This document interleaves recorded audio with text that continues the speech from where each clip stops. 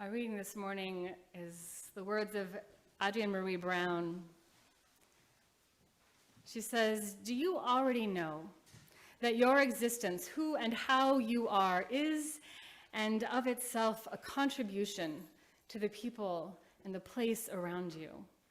Not after or because you do some particular thing, but simply the miracle of your life. And that the people around you and the places have contributions as well. Do you understand that your quality of life and your survival are tied to how authentic and generous the connections are between you and the people and the place you live with and in?" Here ends our reading.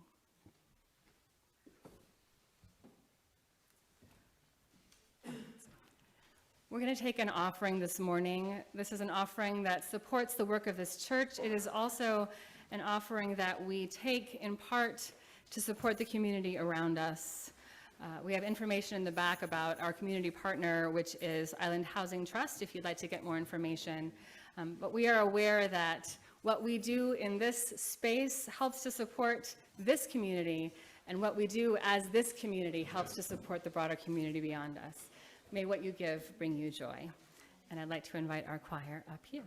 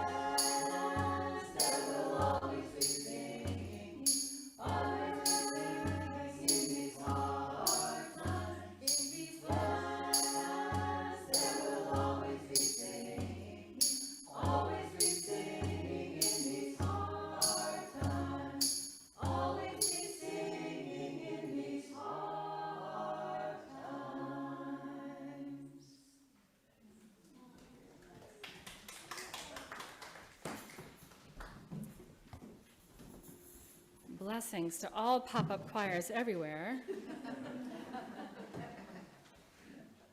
And an invitation.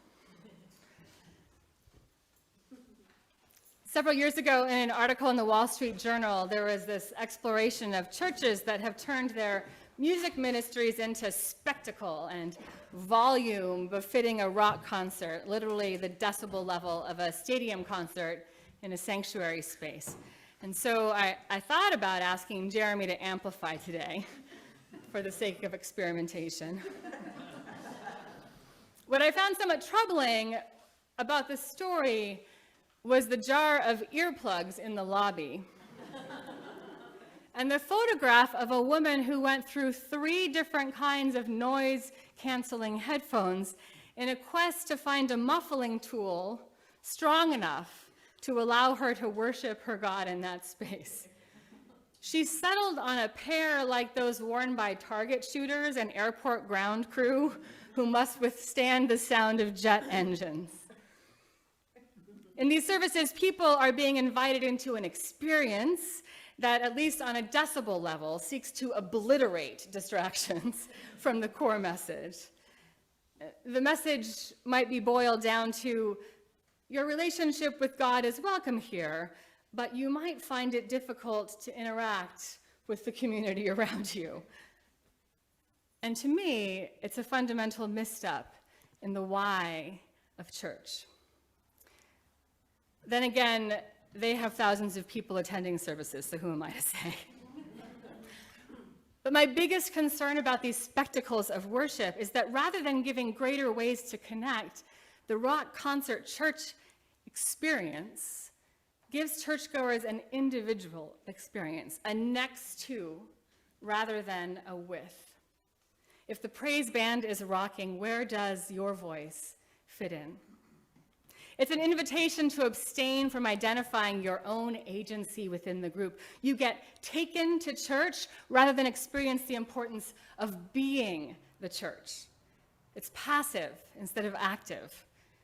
If religion and church are a passive experience designed to be blasted upon you, you might somehow experience something emotional as a result of it. You've probably experienced that at a rock concert.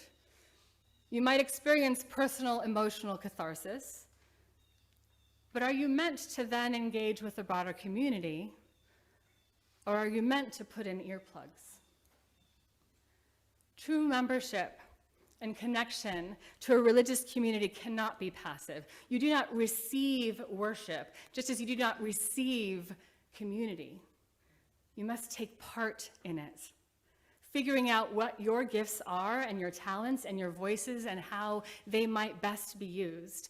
Any gifts that we have ought not be ours alone. They ought to be employed for the good of all communities in which we seek to take part. Spiritual growth and development cannot be done to you. To grow in spiritual community, you have to engage. You have to take out the earplugs so that you can listen, but also so that you can respond. And what we're doing today in this service is a request to respond.